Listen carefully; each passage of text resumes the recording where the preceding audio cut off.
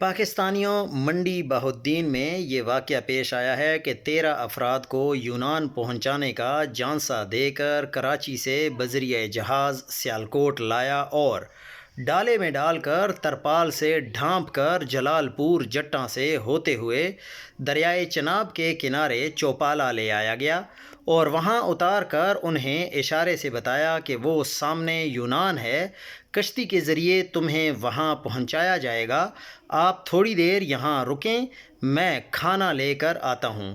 انہیں بٹھا کر وہ خود رفو چکر ہو گیا۔ ساری رات وہ دریا کے کنارے بیٹھے رہے۔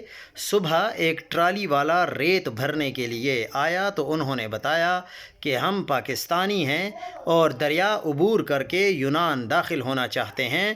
ٹرالی والے نے بتایا میں بھی پاکستانی ہوں، یہ کوئی بارڈر نہیں ہے، دریائے چناب ہے اور دوسری طرف سیالکوٹ ہے، تو آپ لوگوں کو جس نے بھی یہ بتایا ہے تو اس نے آپ کو صرف دھوکہ ہی دیا ہے۔